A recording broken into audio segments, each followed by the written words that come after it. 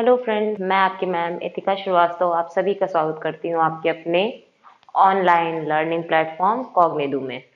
हम लोगों ने क्या क्या पढ़ लिया भाई।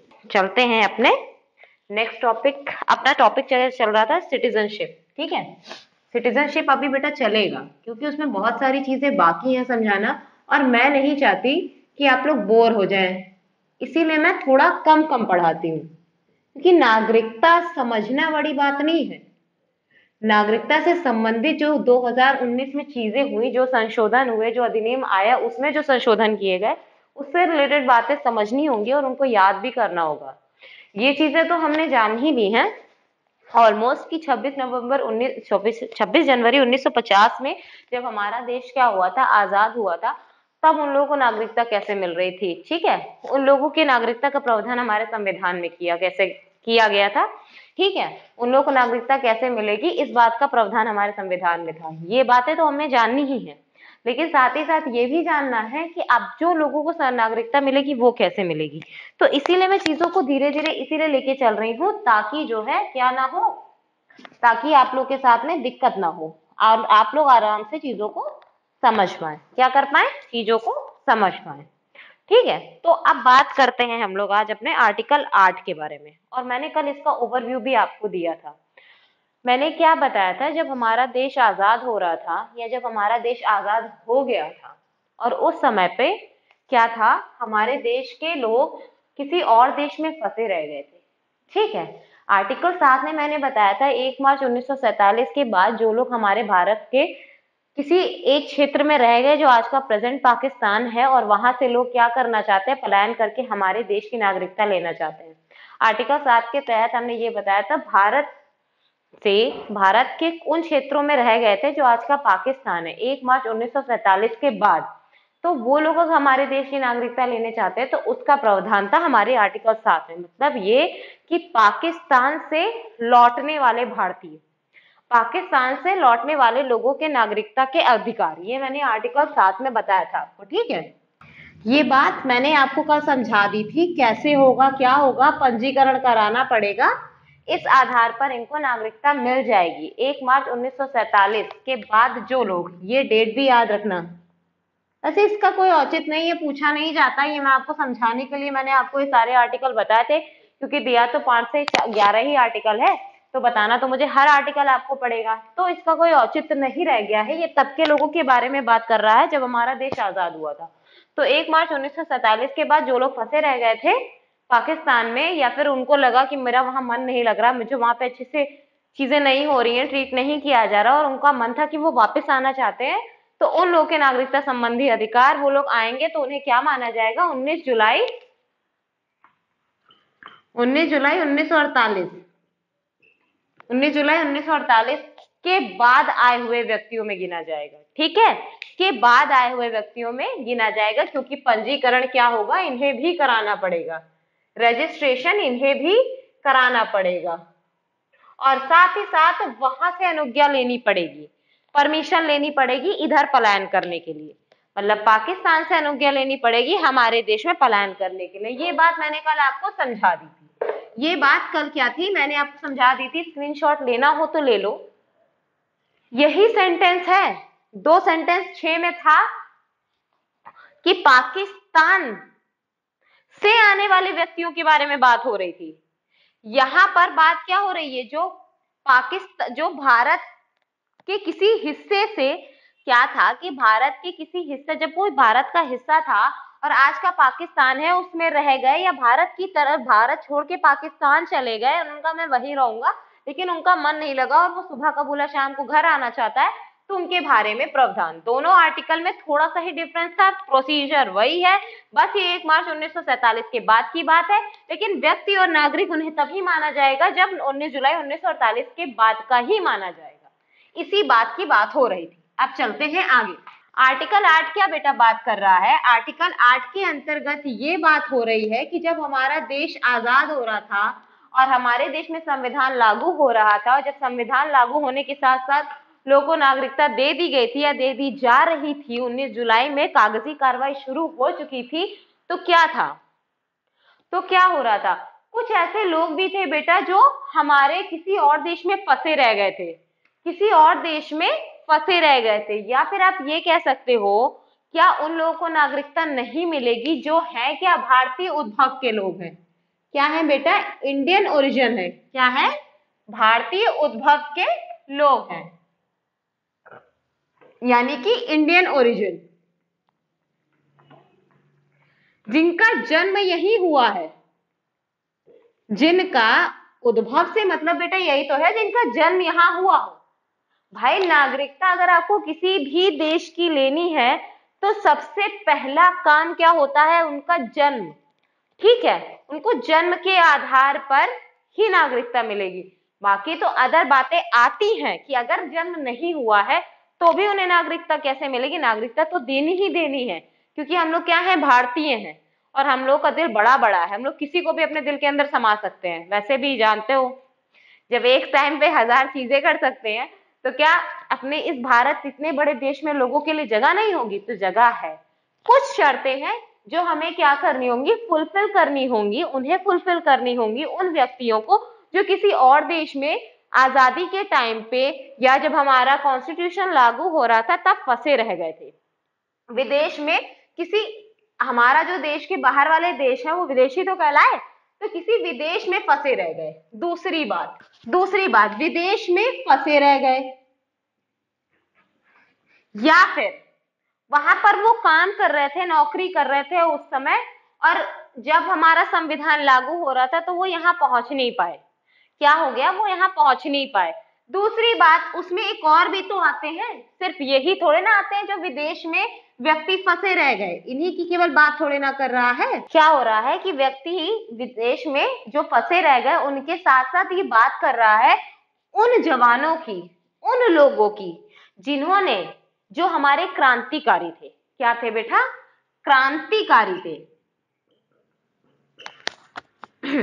क्या थे, क्रांतिकारी थे, है ना, और दूसरे देशों में खड़े होकर हमारे लिए फाइट कर रहे थे, वॉर कर रहे थे, बैटल में भाग ले रखा था इन लोगों ने किसी और देश से खड़े होकर के। ठीक है, तो किसी और देश में अगर ये लोग थे तो क्या इनको और इनके बच्चों को नागरिकता नहीं मिलेगी।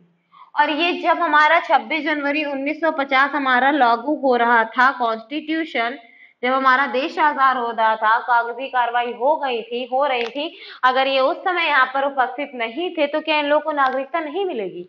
ऐसा कहीं प्रावधान नहीं है, ऐसा नहीं था, मिलेगी नागरिकता, क्योंकि कर तो वो हमारे लिए रहे हैं तो वो हमारे भारतीय है, तो वो भारतीय उद्भव के लोग ही, वो उनका जन्म तो यहीं पर हुआ है, तो क्या उन्हें नागरिकता नहीं दी जाएगी, दी जाएगी। तो अब इनको करनी होंगी कुछ शर्तें पूरी।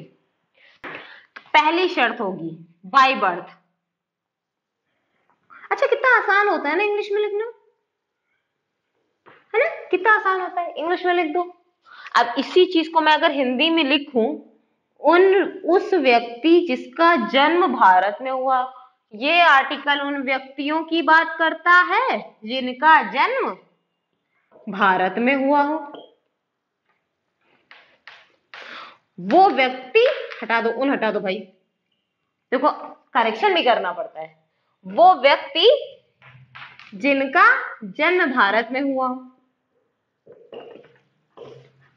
By birth. देखो कितना सिंपल था, कितने वर्ड, 1 2 3 4 5, और इंग्लिश में कितना सिंपल हो गया।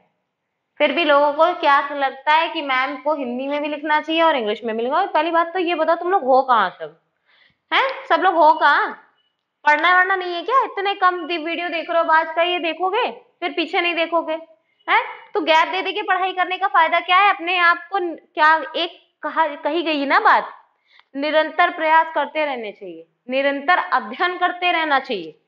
क्यों, मैथ्स में आपको रोज अगर आप प्रैक्टिस नहीं करोगे तो आपकी कॉन्स्टेंटली छूट नहीं जाएगी, छूट जाएगा ना हाथ आपका। तो निरंतर पढ़ाई बेटा करते रहो, थोड़ा ही पढ़ो, हर रोज 4 घंटा पढ़ो, 8 घंटा पढ़ो, जितने घंटा मन करे पढ़ो। ऐसा नहीं कि अब आप एक दिन सारी कॉपी सारे सब्जेक्ट लेके बैठ गए, ऐसा कोई सिस्टम नहीं होता है। आपको क्या करना है, आपको रोज पढ़ना। अगर आप रोज नहीं पढ़ो, कम से कम 20 मिनट के लेक्चर को, 25 मिनट के लेक्चर को, मैं तो वैसे भी कोशिश करती हूँ कम से कम मैं उसको करूँ। अगर 40 मिनट का लेक्चर हो रहा है तो क्या आपके पास दिन भर में 40 मिनट का टाइम नहीं कि आप उस वीडियो को देख पाओ, तो उसको टाइम को कंप्रेस करके लाओ और देखो। और मैं कोशिश करूंगी छोटे वीडियो करूं ताकि आप लोगों के लिए आसान एकदम सावधानी हो, आसानी पड़े चीजों को समझने की। ठीक है, तो यहाँ देखो बात कर रहा है पहला क्या, पहली शर्त क्या हो गई बेटा कि बाय बर्थ होना चाहिए। दूसरी शर्त क्या है, दूसरी शर्त क्या है, क्योंकि माता पिता का जन्म भारत में होना चाहिए, ये तो याद हो जाने चाहिए। क्या होना चाहिए, उनके माता पिता का जन्म भारत में हुआ हो, माता या पिता का जन्म, समझ लेना। ठीक है, ठीक है, माता या पिता का जन्म। ठीक है, तीसरी बात करता है उनके ग्रैंड पेरेंट्स की, यानी कि पिता माँ और माता माँ, ग्रैंड पेरेंट्स, दादा दादी, ठीक है, दादा दादी या फिर नाना नानी, उनको भी ग्रैंडी पेरेंट्स तो बोला जाएगा, नाना नानी। ठीक है, ठीक है, ग्रैंड पेरेंट्स हो आपके भारत के, या आपका जन्म भारत में हुआ हो, या आपके माता पिता भारतीय मूल के हो, तभी आपको क्या होगा, इस देश की नागरिकता मिल पाएगी। तभी क्या होगा, इस देश की नागरिकता आपको मिल पाएगी। इसी देश की नहीं, हर देश के अपने नियम है अगर वहां की नागरिकता लेनी है तो। आर्टिकल 8 के माध्यम से क्या समझ में आया, अगर किसी देश में कोई व्यक्ति फंसा रह गया है, हमारे आजादी के टाइम पे जब हमारा कमिटमेंट ऑफ कॉन्स्टिट्यूशन हो रहा था, मतलब 26 जनवरी 1950 को हमारा संविधान लागू हो रहा था, और तब के समय हमारे देश के लोग किसी और देश में फंसे रह गए जो इंडियन ओरिजिन से हैं, मतलब भारतीय उद्भव के लोग हैं, और अगर उन्हें हमारे देश की नागरिकता चाहिए या उनको अपने देश में नागरिकता चाहिए, ठीक है, और इस समय पे वो यहाँ पर नहीं है, तो क्या करेंगे वो लोग, उन लोगों को नागरिकता मिलेगी। जब भी वो वापस आएंगे, जब भी वो करेंगे, तो उन्हें क्या होगा बेटा, नागरिकता मिलेगी, इन शर्तों के आधार पर। किन शर्तों के आधार पर, इन शर्तों के आधार पर उनको नागरिकता क्या हो जाएगी, मिल जाएगी। कि अगर वो लोग विदेश में हैं, क्या है, विदेश में है, और उनको उस दिन नागरिकता लेनी है, तो ये 26 जनवरी 1950 में कैसे डिसाइड होगा कि वो हमारे देश के नागरिक हैं। उन्हें क्या करना पड़ेगा बेटा, हमारे किसी देश विदेश में, हर देश में हमारे दूतावास हैं। क्या है, दूतावास हैं। क्या बोलते हैं, हमारे देश, जैसे हम, क्या होता है, हमारे देश में भी हर देश के दूतावास होंगे। क्या होंगे, दूतावास। दूतावास से मतलब ये होता है कि किसी और देश में बैठा हुआ व्यक्ति, ठीक है, किसी और देश की बातें जो इंटरनेशनल कम्युनिकेशन होती हैं, वो हमारे भारत के द्वारा भेजे हुए दूतावास के द्वारा, मतलब दूतावास का मतलब कोई व्यक्ति ही होता है। दूतावास का मतलब हमारे देश का व्यक्ति उस देश में बैठा हुआ, हमारे देश का व्यक्ति उस देश में बैठा हुआ है, हमारे भारत की बात किसी भी देश में पहुंचाने के लिए, मतलब उस देश में, किसी भी देश में नहीं, उस देश में, जिस देश में हमारे भारत का दूतावास बैठा हो, उनके पास हमारी बात पहुंचाने के लिए या उनकी बात हम तक पहुंचाने के लिए कौन बैठा होता है, दूतावास बैठा होता है। तो इनको क्या करना होगा, हमारे भारतीय उद्भव के लोगों को उसको इन्फॉर्म करना होगा। क्या करना होगा, एक लेटर लिख करके भेजना होगा कि भाई हम भारतीय उद्भव के लोग हैं और हमें अपने भारतीय, यानी कि हमें अपने देश भारत की नागरिकता चाहिए। अगर इन्होंने ये बात इन तक पहुंचा दी 26 जनवरी 1950 के पहले, 26 जनवरी 1950 के पहले इन्होंने क्या किया, अपनी बात यहां तक पहुंचा दी, तो उनको नागरिकता मिल जाएगी। ठीक है, तो उन्हें हमारे देश का नागरिक मान लिया जाएगा। कोई पंजीकरण नहीं, कोई कुछ नहीं, बस उन तक ये बात पहुंचानी है कि हम इस देश के नागरिक हैं। भाई कैसे पता चलेगा, कैसे पता चलेगा कि हमारे देश का भी कोई आदमी फंसा हुआ है किसी और देश में? भाई इन्फॉर्म तो करना पड़ेगा ना, क्योंकि आप किसी भी देश में बैठे हो तो आपको ये तो पता चल ही रहा है ना कि हमारे देश का बंटवारा हो चुका है और अब हमें अपने देश में नागरिकता चाहिए। तो इसके लिए क्या करना है, इनको इन्फॉर्म करना पड़ेगा, और ये क्या करेंगे, सिंपल सी बात है, ये वहां पर अपना आपका नाम रजिस्टर्ड कर लेंगे, और जब भी आप अपने देश में जाएंगे आप अपने देश के नागरिक कहलाएंगे। इतनी बात आर्टिकल 8 के माध्यम से समझ में आ गई। अब हम लोग बात करेंगे आर्टिकल 9 की। आर्टिकल 9 बहुत सिंपल है, इसमें कोई बात ही नहीं करनी है, सिर्फ लिख दे रही हूँ, समझ लेना। ठीक है, आर्टिकल 9 ये कहता है कि किसी अगर नागरिक ने, कोई नागरिक है हमारे देश का और उसने क्या करा, अपनी स्वेच्छा से किसी और देश की क्या ले ली, किसी और देश की क्या ले ली बेटा, नागरिकता ले ली, तो स्वतः अपने आप उसकी नागरिकता हमारे देश से समाप्त हो जाएगी। उसकी नागरिकता क्या हो जाएगी, हमारे देश से हो जाएगी समाप्त। फिर वो क्या कहलाएगा, टूरिस्ट कहलाएगा, एक तरीके का क्या कहलाएगा, व्यक्ति कहलाएगा, विदेशी कहलाएगा। वो जब भी हमारे देश में घूमने आओ फिरने आओ कोई दिक्कत नहीं, लेकिन नागरिकता के सारे अधिकार आपसे छीन लिए जाएंगे, स्वतः ही वो छिन जाएंगे, कोई छीनेगा नहीं उनसे। कि आर्टिकल 10 में इसके बारे में अब हम बात करने ही वाले हैं। क्या होगा, कोई छीने वीनेगा नहीं, स्वतः ही वो अपने आप छिन जाएंगे। अगर आपसे क्वेश्चन में पूछा जाए कि, कहा जाए कि भाई कोई हमारे देश का नागरिक है और वो अगर विदेश की नागरिकता ले लिया है तो क्या उसके पास हमारे देश और प्लस उसके देश की नागरिकता होगी जिस देश में वो इस टाइम में है या प्रेजेंट में है, या जिस देश की उसने नागरिकता ले रखी है। पहला ऑप्शन, क्या वो हमारे देश का भी नागरिक रहेगा, क्या उसके बाद दोनों देश की रहेगी, पहला ऑप्शन दोनों देश, ठीक। दूसरा ऑप्शन, अगर ले ली है, ठीक है, तो क्या उसकी नागरिकता समाप्त हो जाएगी, नागरिकता छीन ली जाएगी या समाप्त हो जाएगी। तीसरा ऑप्शन होगा स्वतः, अपने आप स्वतः समाप्त हो जाएगी। तो आंसर क्या लगाओगे, बताओ जरा आंसर क्या लगेगा। अरे सीधी बात है, दोनों देश की नागरिकता तो रह ही नहीं सकती ना, दोनों देश की नागरिकता कहां रहेगी। दूसरी बात, नागरिकता छीनने का अधिकार तो है ही नहीं, छीन ही नहीं जा सकती। अगर वो किसी और देश में रह रहा है और उसने वहां की नागरिकता ले ली है अपनी स्वेच्छा से, तो क्या हमारे पास ये अधिकार होगी कि हम उसकी नागरिकता छीन रहे हैं, ऐसा तो कहा ही नहीं जा सकता। ये सेंटेंस ही बेकार, ये तो बात है ही नहीं। अब बची स्वतः, वो अपने आप ही समाप्त हो जाएगी। क्या हो जाएगी, हमारे देश की नागरिकता उसके पास से अपने आप ही समाप्त हो जाएगी, वो सिर्फ हमारे देश का टूरिस्ट कहलाएगा। क्या कहलाएगा बेटा, सिर्फ टूरिस्ट कहलाएगा। स्वतः समाप्त हो जाना, आर्टिकल 9 के अंतर्गत किसी भी देश में रह रहे नागरिक ने अगर उस देश की नागरिकता ले ली है तो स्वतः ही हमारे देश की नागरिकता उसकी समाप्त हो जाएगी, खत्म हो जाएगी, ठीक है, उससे नागरिकता संबंधी सारे अधिकार हट जाएंगे।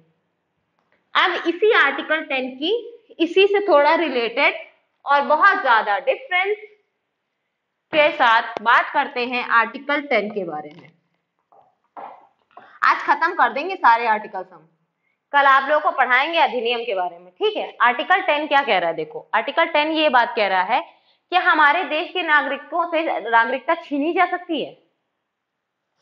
आर्टिकल 10 क्या दे रहा है, क्या बात कह रहा है, क्या हमारे देश के नागरिकों से नागरिकता छीनी जा सकती है, या फिर अगर उनसे नागरिकता छीननी है तो कैसे छीनेंगे। आर्टिकल 10 के अंतर्गत ये बात हो रही है, अगर नागरिकता छीननी है किसी नागरिक से तो कैसे छीनी जाएगी, किसी व्यक्ति से हमारे देश की नागरिकता छीननी है तो कैसे छीनी जाएगी। पहली बात, नागरिकता छीनने या नागरिकता से संबंधित कानून बनाने का अधिकार किसके पास, नागरिकता से संबंधित कानून बनाने का अधिकार किसके पास, हमारी पार्लियामेंट के पास, ठीक। दूसरी बात, नागरिकता छीनी तभी आपसे जाएगी, आप एकदम अपने आप को सेफ समझो, आपसे नागरिकता कोई छीन ही नहीं सकता, ठीक। नागरिकता छीनने के लिए आपने कोई बहुत बड़ा अपराध किया है, यानी कि नागरिकता आपकी छिनेगी तब, आर्टिकल 10 के अंतर्गत आपकी नागरिकता तब छिनेगी बेटा जब आपने देशद्रोह से रिलेटेड कोई काम किया हो। देशद्रोह, देशद्रोह मैंने एक वर्ड इसलिए यूज किया, भ्रष्टाचार देशद्रोह में नहीं आता है, भ्रष्टाचार देशद्रोह में नहीं आता है, लेकिन देशद्रोह एक मुद्दा है जिसकी वजह से आपकी नागरिकता छीनी जा सकती है। जैसे कि हम बात करते हैं कि अगर आपने हमारे देश के खिलाफ कुछ बोल दिया, देश के विरोध में कोई बात कर दी, मतलब वॉर चल रहा है कोई, ठीक है, और नहीं भी वॉर चल रहा है लेकिन हमारे एनिमी कंट्री है, क्या है, एनिमी कंट्री है, और उसके फेवर में आपने कोई बात कही और हमारे देश के विरुद्ध में कोई बात कही, तो उसके ऊपर क्या लग गया, देशद्रोह लगा। एक तरीके का देशद्रोही तो लगा। तो क्या किया जाएगा, लॉ के तहत, लॉ और कानून के तहत ही केवल उससे नागरिकता छीन ली जाएगी। ठीक, अगर उसने देश के खिलाफ कोई बयान दिया या कोई भी मुंह से चपड़ चपड़ किया या कोई भी बकवास करे तो उससे तुरंत नागरिकता छीन ली जाएगी। दूसरी बात, उसने अगर भ्रष्टाचार किया, ये कोई बातें नहीं है बेटा, ऐसा कुछ लिखा नहीं है, लेकिन नागरिकता से अगर छीनी जाएगी तो कोई उसके लिए कानून है, उसने कोई अपराध किया है ऐसा, उसके लिए कानून बना है, जिस कानून के अंतर्गत कुछ बातें होंगी और उस बातों में से अगर किसी बात को उसने किया है तभी उसकी नागरिकता छीनी जाएगी, अदरवाइज आप मस्त होके रहिए, आपसे नागरिकता नहीं छीनी जाएगी। ठीक है, भ्रष्टाचार उसने किया हो, देश के विरुद्ध जाके कोई फालतू बात कर दी हो उसने, तभी उसकी नागरिकता छीनी जाएगी। मतलब कोई ब्लंडर किया हो उसने। ब्लंडर से बेटा मेरा मतलब होता है कि गद्दारी करी, हमारे देश के साथ गद्दारी करनी हो। अरे ये तो बहुत फेमस वर्ड है भैया, गद्दारी। किसी और देश के साथ मिल करके हमारे देश के खिलाफ रणनीतियां बना रहा हो और इंटरनल चीजें होती रहती हैं, वैसे प्लेटफॉर्म पे खड़े हम बात नहीं कर सकते लेकिन होती रहती है। ठीक है, तो गद्दारी तो चलती रहती है, वो बात अलग ही है, लेकिन पता नहीं चल पाता है, पता नहीं चलता था। इसीलिए मुझे समझ नहीं आता कि ऐसे कानून ही क्यों बने हैं जिन पर हम कार्रवाई नहीं कर सकते। ठीक है, तो मैं बहुत पर्सनल हो जाती हूँ चीजों को लेकर, इसके लिए सॉरी। ठीक है, तो गद्दारी के, अगर उसने गद्दारी करी हमारे देश के साथ में तो उसकी नागरिकता छीन ली जाएगी। ठीक है, देशद्रोह मतलब कोई फालतू का काम किया, देश के अगेंस्ट गया, कोई फालतू की बात करी तब भी छीन लिया जाएगा। ठीक है, भ्रष्टाचार अगर वो कर रहा है, भ्रष्टाचार से रिलेटेड कोई चीज करी है उसने, तो भी उसकी नागरिकता छीन ली जाएगी आर्टिकल 10 के माध्यम से। लेकिन आर्टिकल छीनेगा कौन, कानून, लॉ बताएगी कि उसकी नागरिकता छीनी कैसे जाएगी। कौन बताएगा बेटा, लॉ बनाएगी, लॉ बताएगी, यानी कि पार्लियामेंट, संसद। लॉ जो बनेगा उसी के अनुसार, जो लॉ बना है पार्लियामेंट के अनुसार यह संसद बनाएगी। अगर नागरिकता छीनी जानी है या कोई ऐसी काम हो गए हैं जिसके अपेक्षा नागरिकता छीनी जानी है, तो उसका डिसाइड कौन करेगा, लॉ करेगा, कानून करेगा। ठीक है, अच्छा एक बात बताओ, अगर मान लेते हैं किसी इंसान ने या किसी व्यक्ति ने मर्डर कर दिया, क्या कर दिया, मर्डर कर दिया या चोरी कर दी, और एक वर्ड और है जो आजकल बड़ा फेमस चल रहा है, उसको रहने देते हैं, लिखना नहीं है उसको। ठीक है, अंडरस्टूड हो जाओ उसके लिए। अगर ऐसा कोई जघन्य अपराध उसने कर दिया तो क्या उसकी नागरिकता छीन ली जाएगी, क्या उसकी नागरिकता छीन ली? चोरी तो बहुत छोटी चीज है, लेकिन चोरी के साथ साथ अगर उसने मर्डर कर लिया, अभी यूपीएसआई का एग्जाम आ रहा है, सीआरपीसी, मानवाधिकार, ये सारी चीजें अगर पढ़नी है आपको मुझसे तो आप कमेंट करिए कमेंट बॉक्स। सीआरपीसी लेकर मैं आप लोगों के लिए खड़ी हो जाऊंगी और पढ़ाऊंगी उसी के अंतर्गत ये सारी बातें। ठीक है, सीआरपीसी हो गया, मानवाधिकार हो गए, ठीक है, आरटीआई वगैरह, ये सारी चीजें उसी के अंदर आती है बेटा। ठीक है, अगर ये सारी चीजें पढ़नी है तो कमेंट सेक्शन में हमें जवाब चाहिए कि हाँ मैम मुझे आपसे ये चीज पढ़नी है, क्योंकि यूपीएसआई का एग्जाम आ रहा है, मैम बहुत जल्द से जल्द आप लोग खत्म करने की कोशिश करेंगे और अच्छे तरीके। ठीक है, तो क्या हो जाएगा, मर्डर, चोरी या चोरी के साथ मर्डर हो गया, और एक वर्ड और है जो मैं नहीं बताऊंगा, ठीक है, वो समझ लेना। तो क्या उसकी नागरिकता छीन ली जाएगी? क्या ऐसा प्रावधान है?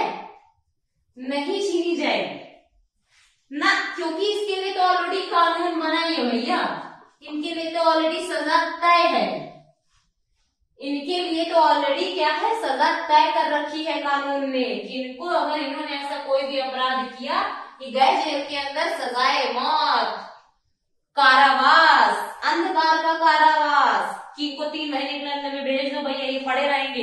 यही है बेटा सीआरपीसी, कि उसी कानून के अंतर्गत ऐसी कुछ चीजें हैं कि अगर आपने मर्डर किया है या चोरी करी है या फिर कोई आपकी संपत्ति जब्त हो रही है तो किस अनुसार हो रही है, सारी बातें सीआरपीसी के अंदर ही दी हुई है। और इसी बात को मैं ये कहना चाहती हूँ कि मर्डर, चोरी, इन सब चीजों से नागरिकता नहीं छीनती है, क्योंकि इसके लिए ऑलरेडी सजा बनी। क्या बनी है? ऑलरेडी कानून बना है, ऑलरेडी सजा बनी है, कोर्ट हमारी तय करेगी कि इनको सजा क्या देनी है, तो इस पर नागरिकता नहीं छीनती, क्योंकि ऑलरेडी उसको सजा मिल ही रही है। ठीक है, नागरिकता छीनना इतना आसान नहीं होता है। ठीक है, अगर नागरिकता सबसे छीनी लोगे तो क्या किसके साथ कंपटीशन करोगे, किसके साथ कंपटीशन करोगे? आपके देश में रह रहे लोगों के साथ आपको कंपटीशन ही खत्म हो जाएगा, हर किसी से नागरिकता छीनना इतना आसान हो जाए। तो आर्टिकल 10 के तहत ये तय हुआ कि नागरिकता छीननी कैसी जाएगी। ठीक है, जब तक आप लोग तब तक सुरक्षित हो जब तक आप लोग ऐसा कोई कार्य नहीं करते जिससे आपकी नागरिकता छीन जाएगी। और ये तय कौन करेगा? हमारी पार्लियामेंट करेगी, कानून तय करेगा। ठीक है, अब आगे बात करते हैं आर्टिकल 11 की। और आर्टिकल 11 के साथ हम अपनी क्लास को करेंगे समाप्त, क्योंकि मैंने ऑलरेडी इसको आपको पढ़ा दिया है। ठीक है, लेकिन मैं आज थोड़ा सा और बढ़ाना चाहती हूँ, थोड़ा सा और बताना चाहती हूँ। मैंने आपको बताया था कि पार्लियामेंट क्या करेगी? कानून बनाएगी। पार्लियामेंट क्या करेगी? कानून बनाएगी, क्योंकि संविधान में इस बात का निर्माण नहीं किया गया है कि आगे लोगों को नागरिकता कैसे मिलेगी, सिटीजनशिप कैसे मिलेगी, इस बात का प्रावधान हमारे कॉन्स्टिट्यूशन में नहीं है। इस पर कानून कौन बनाएगा? इस पर लॉ, इस पर एक्ट, इस पर अधिनियम कौन बनाएगा? हमारी संसद बनाएगी, संसद बनाएगी। अधिनियम कैसे बनता है? बिल के रूप में आता है, और बिल के रूप में आता है, दोनों सदनों से पारित होता है, MSRS जिसको कहते हैं लोकसभा और राज्यसभा से पारित होता है। प्रेसिडेंट उस पे साइन करते हैं और उस पर अपनी क्या करते हैं? साइन करके अनुमति देते हैं कि हाँ ये कानून बन सकता है, और वो लॉ, एक्ट और अधिनियम के रूप में पारित हो जाता है। ठीक है, तो ये काम कौन करेगा? हमारी पार्लियामेंट करेगी। पार्लियामेंट का गृह मंत्रालय, और गृह मंत्रालय के मिनिस्टर जी कौन है अपने समय? सीधे कनेक्ट करो भैया जल्दी से, कौन है बताओ? हमारे होम मिनिस्टर है। कौन है? सॉरी, होम मिनिस्टर कह रही हूँ, अमित शाह जी हैं। मिनिस्टर कौन है? अमित शाह जी हैं। ठीक है, तभी तो ये सीए लेके खड़े हो गए, ऐसे थोड़ा खड़े हो गए। आगे भैया सीए से रिलेटेड क्या करना है? हमें नागरिकता संविधान अधिनियम में संशोधन करना है। आगे सीए लेके खड़े होते 2019 में क्या होगा? खड़े हो गए, बस कर दो बदलाव इसमें, जो कहेंगे हम वही होगा। किस देश के लोग आगे नागरिकता लेंगे, किस देश के लोग नहीं लेंगे, इसमें करो बदलाव। अब बदलाव की प्रक्रिया थोड़ी सी जान लेते हैं, उसके बाद आपको आज को करें कंटिन्यू। मैंने इतनी बातें बता दी, कौन करेगा? गृह मंत्रालय करेगा, पार्लियामेंट में। ठीक है, अब आगे बात करते हैं। देखो, हमारा सबसे पहला अधिनियम कब बना? 1955। 1955 में अधिनियम बना। ठीक है, सबसे पहला अधिनियम की मैंने बात करी है बेटा। क्या बात करी है? एक्ट की बात करी है। किसकी बात करी है बच्चा? एक्ट की बात करी है। सबसे पहला अधिनियम कब बना था बच्चा? 1955 में बना था। क्या बना था? 1955 में बना था, जिसको हम लोग कहते हैं नागरिकता, क्या बोलते हैं? नागरिकता अधिनियम जिसको कहते हैं। क्या कहते हैं? 1955 में पहला सिटीजनशिप अमेंडमेंट एक्ट बना। मैंने क्या बोला? पहला सिटीजनशिप अमेंडमेंट एक्ट बना। इसको जरा कनेक्ट करो, इसको जरा जोड़ो, एक एक लेटर से जोड़ो, सारे जवाब आपको खुद ही मिल जाएंगे। क्या हो जाएंगे? सारे जवाब आपको खुद ही मिल जाएंगे सीए से रिलेटेड। ठीक है, पहला अधिनियम 1955 में बना, और उसके बाद इसमें होने लगी संशोधन, क्योंकि इतना रद्द अधिनियम था, ये इतना रद्द था कि इस पर इनको संशोधन करने पड़े। और इतने संशोधन इसके बाद हुए हैं इस अधिनियम के अंतर्गत, न जाने 1986, 2003, ठीक है, ऐसे करके बहुत सारे संशोधन हुए, जिसके बारे में कल मैं आपको विस्तार से बताऊंगी क्या संशोधन थे और ऐसी कौन सी शर्तें अधिनियम में इस रखी गई थी जिसके तहत हमारे देश के लोगों को नागरिकता मिल सकती है। कौन सी शर्तें रखी गई थी? ठीक है, ये सारी बातें मैं आपसे करूंगी कल डिस्कस, और अपनी क्लास को करते हैं हम लोग आज समाप्त।